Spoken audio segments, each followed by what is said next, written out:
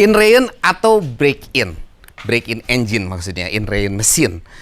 Apa sih, gimana sih saya in-rain atau break-in mesin ini? Dan kalau kita lihat sebenarnya di speedometer ini udah 500 lebih dikit. Bagi saya ini waktunya untuk ganti oli. Kalau kita pergi ke Yamaha itu di 1 bulan atau 1000 kilo. Kalau saya prefer di 500 kiloan lah untuk break-in atau in-rain. Tapi metode in-rainnya seperti apa yang harus dilakukan, dan apa yang jangan dilakukan, kita bahas di video ini. Sama ada beberapa hal yang saya mau lakukan, termasuk ganti oli dan satu barang lagi. Jadi kita bahasnya sambil ganti oli. In-rain, istilah yang sering kita dengar. Bukan bahasa Indonesia kayaknya, tapi ya in-rain lah. Break-in kalau saya sering pakainya. Jadi break-in itu adalah proses di mana saat kita baru rakit mesin, itu bikin satu part dan part lainnya itu ngepas. Seperti halnya kalau ring seher dengan bloknya, dengan linernya itu, dia kadang-kadang dia belum ngepas bulat. Jadi di saat kita misalnya ngangetin motor dan lain sebagainya, pas di awal itu salah satunya fungsinya adalah untuk bikin parts-parts itu bener-bener bulat dan ngeplak ya, kalau bahasanya pas satu bagian dengan bagian yang lain. Nah bahayanya kalau misalnya kita salah, ini bisa merusak mesin. Merusak mesin itu karena gesekan di dalam mesin ini kalau misalnya kita paksain ini bisa jebol. Ada yang bilang kalau saat misalnya lagi in-rain atau break-in itu nggak boleh ngebut, harus pelan. Kalau yang saya pelajari bertahun-tahun dari dulu, dari setiap kali saya punya motor baru, itu saya tidak pernah manja ini motor. Jadi saat misalnya motor baru itu kita manja, kecenderungannya nggak tahu kenapa, sering saya temuin itu bahwa mesinnya jadi manja dan nggak kencang. Jadi yang nggak boleh dilakukan itu adalah buka throttle full sekaligus, karena itu nyentak udara masuk dan nyentak semua parts yang ada di dalam engine, itu bisa ngerusak bagian dalam mesin. Tapi bukan berarti kita nggak boleh gas full, boleh. Jadi kita urut pelan-pelan sampai dia benar-benar terbuka full, ditahan nggak terlalu lama, dilepas, lalu kita ulang lagi sampai full, dan itu selama ini works untuk motor-motor saya, dan motornya itu menjadi motor yang enak untuk dipakai. Jadi nggak mesti pelan-pelan, nggak boleh ngebut, nggak boleh-boleh aja. Tapi dengan catatan tadi, kita jangan stuck langsung full throttle, tapi kita ayun gasnya pelan-pelan sehingga nggak plak. Nah sekarang kita ngomong-ngomong, karena motornya udah 500 kiloan, waktunya ganti oli. Ini sekarang saya mau ngomongin apa aja sih yang mau saya kerjain. Salah satunya nanti kita akan ganti filter oli OEM, karena salah satunya adalah saya mau lihat ada bubuk metal atau enggak, metal atau besi-besi ya dari bagian oli ya. Nanti kita bisa ketahuan atau identifikasi kondisi mesin seperti apa. Selain itu kita gak akan ganti oli, sekalian akan ganti coolant. Sebenarnya belum waktunya ganti coolant, cuman saya lebih senang sekaligus ganti coolant, karena kalau misalnya ada kelainan di coolant, ada kebocoran atau apa di dalamnya, ada perubahan warna dan lain sebagainya, akan ketahuan. Jadikan sekalian ganti coolant. Terus satu catatan ini sebagai tips saja kalau misalnya teman-teman yang suka ganti-ganti brand oil atau nyoba-nyoba gitu ya. Kalau misalnya kita ganti oli dari merek A ke merek B, itu sebaiknya itu pas dari merek A kita ganti B, yang B ini kita pakai jangan terlalu lama. Karena di dalam mesin ini kan ada oli yang existing atau yang sebelumnya, itu akan tercampur. Kalau kita pengen mendapatkan full experience terhadap oli yang kita pakai, olinya kita pakai setelah waktu ganti itu kita pakai 500 kilo, buang, ganti oli yang sama. Sehingga konsentrasi oli dalam mesin ini lebih full, nggak kecampur-campur sama yang lain-lain. Jadi ini untuk 500 kilo ke depan saya akan pakai oli ini. Ini adalah oli yang baru saja launching kemarin di IMOS 2024, yaitu engine oilnya TDR, fully synthetic. Dia ester base 5W40. Ada juga yang 10W40, tapi yang 10W40 itu Jaso MA2. Tapi bukan berarti nggak bisa dipakai motor matic. Itu peruntukannya untuk motor kopling, tapi bisa dipakai motor matic. Kalau yang ini Jaso MB. Berarti nggak bisa di motor kopling, harus untuk di motor matic atau di yang dry clutch. Kalau nggak, nanti clutch atau koplingnya bisa selip. Ya, jadi kita lihat dulu ke kondisi olinya seperti apa. Kita bongkar-bongkar, dari situ kita sambil ngobrol, kita cari tahu. Mudah-mudahan mesinnya baik-baik aja. Ngomong-ngomong, ini motor udah 500 kilo lebih, kemana aja sih? Padahal umurnya kan baru 2 mingguan lah ya. Tapi kalau misalnya teman-teman nonton, mungkin udah berapa minggu semenjak motor ini datang sih sebenarnya ya. Jadi kemarin sempat saya pergi San Mori cari makan di Cirebon. Jadi pulang pergi lewat Pantura, pulang lewat Satan, lewat Sumedang. Itu lumayan ngabisin ngabisin odometer, dan emang kesempatan yang baik untuk Rain karena di Pantura tuh kan jalannya lurus gitu ya. Nah, saat di jalan lurus seperti itu malah kesempatan untuk narik gas. Ini motor kemarin saya boncengan kebetulan. Jadi cuman dapat 120-an sih top speednya di Pantura. Anginnya lagi gede-gedenya banget kemarin. Oke. Kita intip kondisi olinya seperti apa. Ringnya nggak mau lepas nih. Oke. Warnanya hijau. Nah, kalau kita lihat sih, dan wanginya kayak oli. Baik-baik aja, sementara waktu nggak kelihatan ada yang aneh-aneh ya. Ini sekalian saya puterin karena saya mau buka filternya. Jadi filternya di sebelah sini pakai kunci 8 ya. Kita sekalian identifikasi ada masalah nggak sih di engine ini. Harusnya sih enggak ya. Kalau misalnya sampai ada masalah, khususnya untuk di X-Max ya, kalau untuk motor-motor lain yang nggak ada filter kita agak kesulitan untuk ngecek kondisinya. Tapi kalau di sini kita bisa cek kondisi mesin, kita lihat dari filternya. Oke, ini filter sudah kebuka ya. Ini kita keluarin filternya.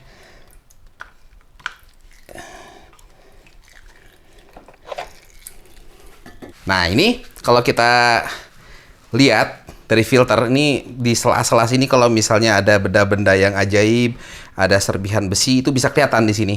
Kalau sepintas ini kita kelihatannya baik-baik aja ya. Ntar saya cari cutter. Kita berantakan dulu sedikit. Jadi biar nggak terlalu berantakan, bermain dengan tisu dikit lah. Nggak ada ini ya, plastik ya. Ada plastik nih. Jadi si filternya ini kita belah biar kita tahu isinya kayak gimana. Kalau pas kita belah kayak gini, kita bisa benar-benar lihat kondisi di dalamnya tuh gimana. Sambil kalau kelipet kayak gini kan nggak kelihatan nih kondisi di dalamnya. Bentar ya, saya buka dulu nih. Nah, ini kita bisa lihat nih, kita bisa buka kayak gini. Kalau misalnya ada kelainan di mesin, ada serpihan-serpihan logam, ini akan kelihatan. Mau di bagian inside-nya atau outside-nya, output ya. Ini bagus banget, nggak ada masalah sepertinya. Berarti ini mesin Rain-nya saya katakan lulus. Soalnya kalau nggak lulus itu pasti ada masalah. Masalahnya seperti metal, karena mesin ini pakai metal. Apakah metalnya kegerus, terus ada material metal ataupun ring share yang keluar, dan sepertinya kelihatannya sih baik-baik aja. Dari sini jangan lupa nih, kalau misalnya soalnya adalah kejadian dimana orang buang oli, udah gitu tutup olinya lupa ditutup lagi, kan PR banget lah ya.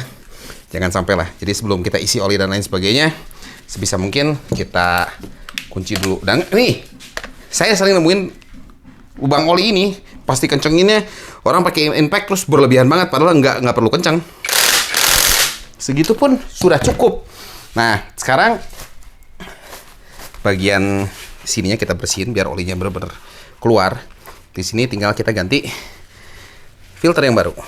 Nah, filter barunya ini dulu sempat waktu zaman X-Max Old saya sempat bahas ya. Ini kalau nggak salah kita bisa pakai filter oli yang punya Scorpio.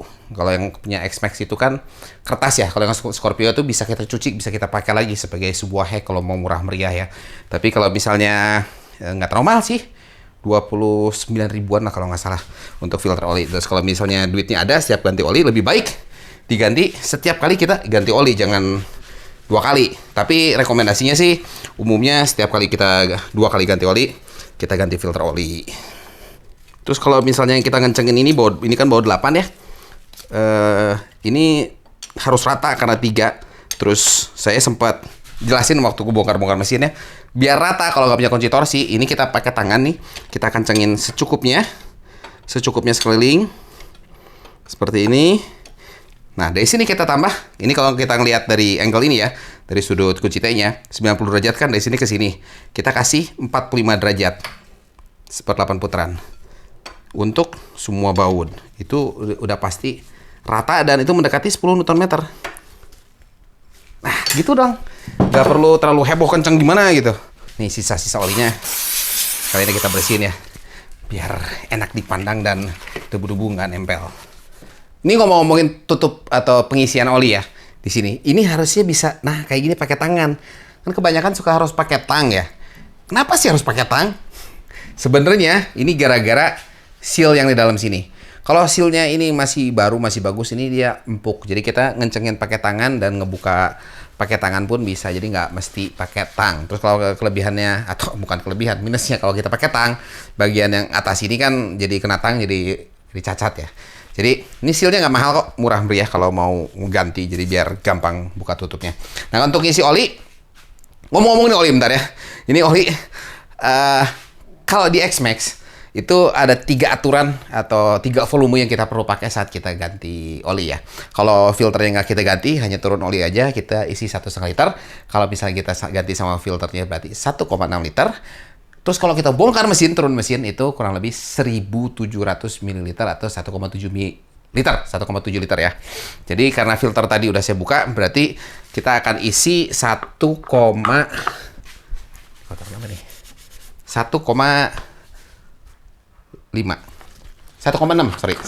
mili. Ini oli yang saya pakai ini kan oli yang baru launching kemarin ya. Terus ini nih dari bentuk kemasan ya, kalau kita ngisi oli nih. Ngisinya tuh gini atau begini sih. Kalau mau nggak blek-blekan terus nggak tumpah-tumpahan ya. Sebenarnya begini kalau saya, ini cara saya nih. Jadi corongnya udah masuk, kita masukin ini gini. Jadi dia nggak akan istilahnya blebek-blebek ya. Kita masukin gini, dia lancar sampai dia benar-benar habis. Terus ngomong-ngomong oli, ini kok saya pakai 5W40 ya. Ini menarik ya, soalnya spek untuk mesin ini kan 1040. Sebenarnya kalau kita ngomongin masalah spek oli,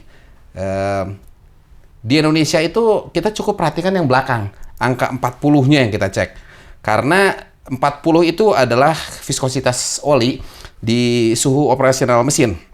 Jadi kalau misalnya 40 yang mereka minta, kita kasih oli 40, mau 0W40 kayak 10W40, 15W40, yang penting angka belakangnya untuk di Indonesia, karena angka depannya itu alias huruf ini nih, huruf W ini ya. Huruf W-nya ini adalah untuk winter. Di Indonesia kan nggak ada suhu dingin ya. Ya teman-teman kalau masih pengen mempelajari, sebenarnya bisa mampir ke websitenya ya, untuk SAE, tinggal pelajari aja SAE. Terus udah gitu pasti lebih paham lah. Oh ini bang, saya pakai olinya 0W40, boleh nggak? Boleh, nggak masalah kok. Kan lebih encer. Betul, lebih encer. Sewaktu di posisi lebih dingin memang dia lebih encer ya. Tapi kalau pas udah panas dia sama, karena sama-sama oli 40 di ujung belakangnya ini nih. Jadi angka yang penting ini. Terus kalau misalnya kita baca 2 angka ini, ada API SN, berarti ini untuk S itu untuk spark ya, berarti untuk mesin 4 stroke atau 4 langkah. Kok buat yang pakai busi, S itu spark. N itu serinya udah berapa banyak, terus JASO itu asosiasi Jepang ya. Ini MB berarti untuk motor matic. Gitu cara bacanya. Jadi kalau misalnya mau pakai oli apa, ya pakai oli yang sesuai dengan peruntukan motornya. Yang penting SAE-nya sama minimal di situ. Terus kalau kita bicara lagi fully sintetik, pakai yang sintetik sama yang natural oil yang biasa, kelebihannya apa sih? Kalau kelebihannya kayak kita pakai yang fully sintetik yang ester blend ini, itu adalah dimana biasanya dia lebih kuat terhadap suhu panas ya. Jadi kalau kita pakai yang sintetik kayak gini, umurnya relatif lebih panjang.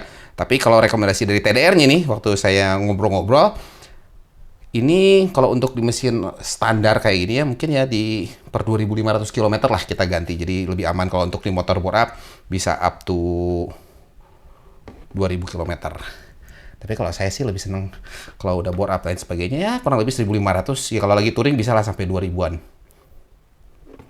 1,6 liter. Oke. Beres. Sekarang kita tinggal masuk ke coolant. Terus ngapain sih coolant diganti padahal motor masih baru ya? Ntar kita obrolin deh. Nguras air radiator atau coolant ya. Posisinya tuh ada di housing water pump ya. Di sini ini water pumpnya si X-Max, ini posisinya paling bawah dengan kunci 8. Ini kita tinggal buka. Nah, udah mulai bocor dia tuh. Ini kita buka, dari situ kita biarin dia turun. Nanti kalau ngisinya sih iya jatuh. Ngisinya dibuka dulu gini, terus kita harus buka si laci. Ini yang membedakan nih. Jadi si baut yang ini tuh ada crush washernya atau ring kayak aluminium gitu ya. Di sini buat nahan biar dia nggak bocor.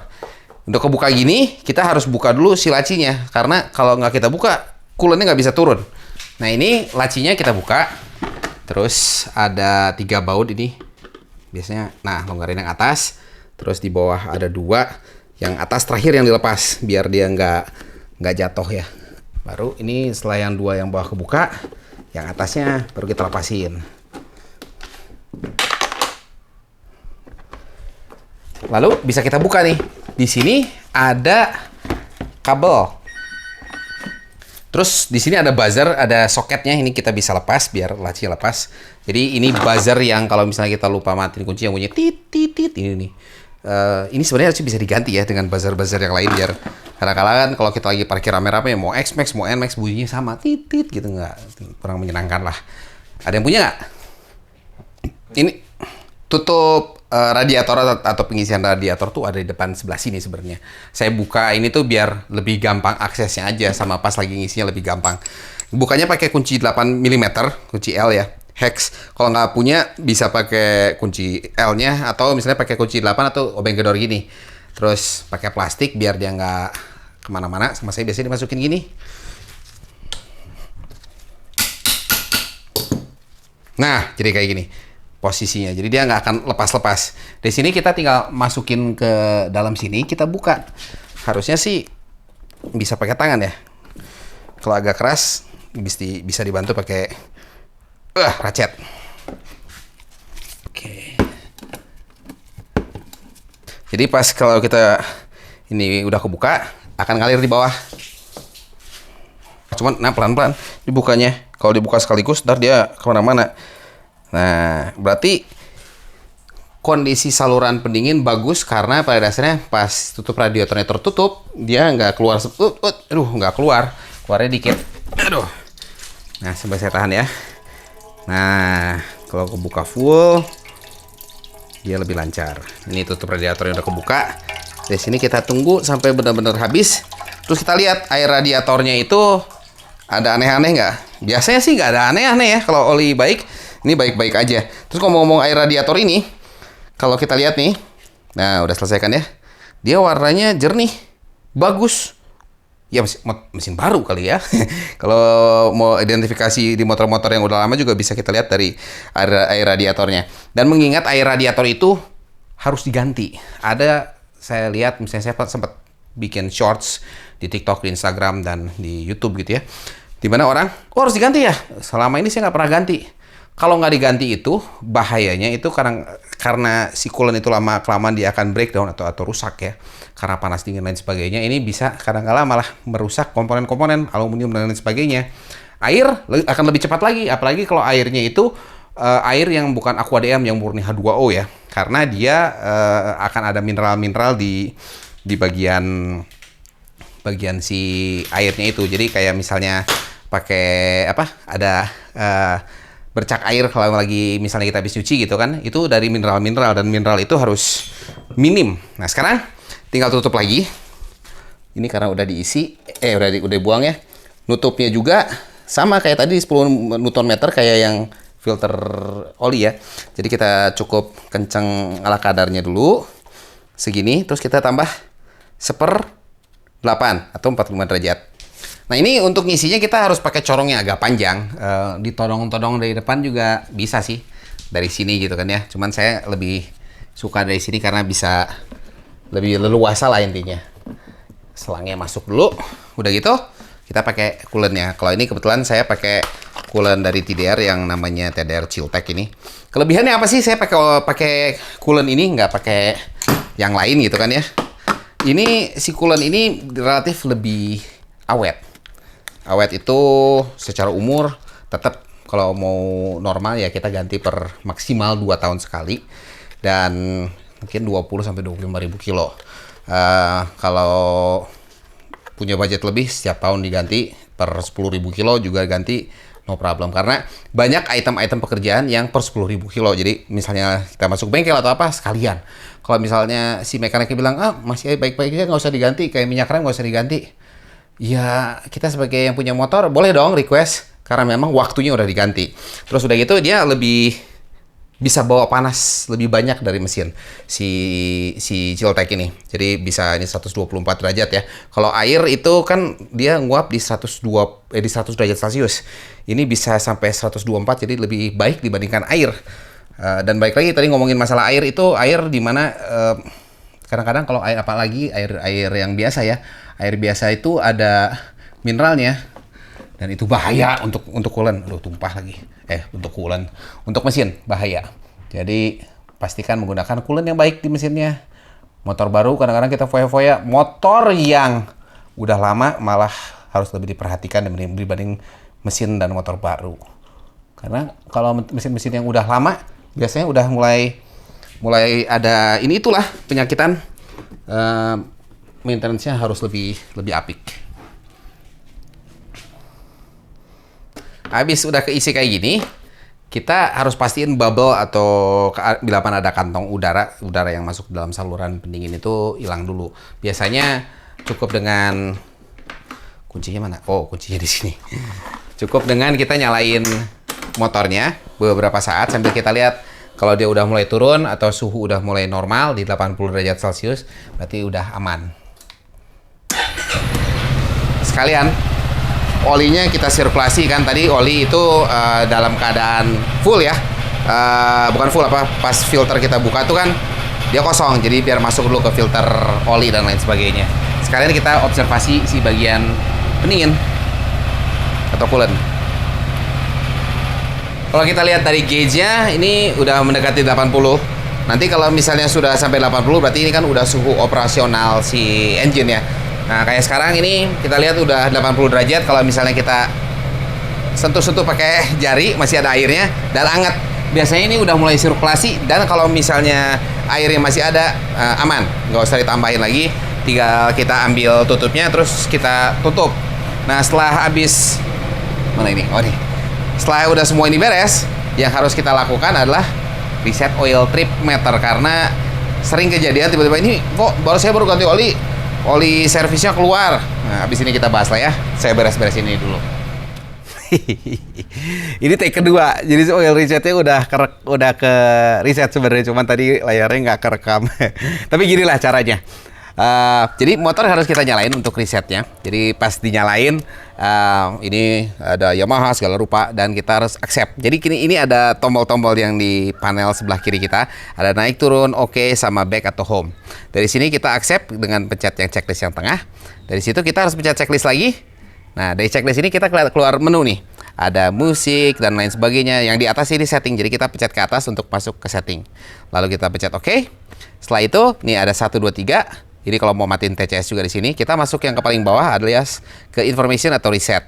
Di sini kita pilih yang kedua yang di tengah, yaitu maintenance reset.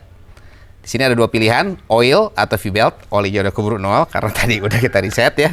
Jadi kalau misalnya V-belt diganti juga, ini wajib di-nolin biar nanti sebagai reminder untuk kita saat kita misalnya udah kelewatan waktunya ganti belt ataupun oli sekalipun. Dari sini olinya kita pencet checklist oke. Dari sini reset kita pencet ke bawah oke. Lalu kita okein dan akan 0. Memang awalnya 0 nih ya, gara-gara ini take kedua lah ya. Tapi intinya seperti itu, lebih mudah melakukan reset di X-Max Connected dibandingkan di X-Max yang sebelumnya, di mana kita harus ngitung-ngitung dan lain sebagainya. Mudah-mudahan maintenance yang saya lakukan ini bisa menjadi sebuah pengalaman buat teman-teman juga ya, bisa mengambil sesuatu atau ada hikmahnya. Dan tentunya yang namanya perawatan atau maintenance itu adalah king, bagaimana kalau misalnya kita nggak merawat kendaraan kita, mau nggak mau lama-kelamaan akan rusak. Sama halnya aspek-aspek dalam kehidupan kita lainnya harus kita rawat, mau pekerjaan kita, mau hubungan kita harus dirawat dengan baik. Sehingga saat kita butuh, dia ada. Apalagi mesin ini, saat kita butuh lari, dia lari. Nih baiknya berikutnya apa ya? Mau kita bore up atau mungkin main kirian ya? Tapi nggak tahu. Menurut teman-teman gimana? Oprek apalagi di X-Max Connected ini? Kasih saya tahu di kolom komentar. Dan buat teman-teman yang belum subscribe, jangan lupa subscribe untuk info motor lainnya. Bye-bye.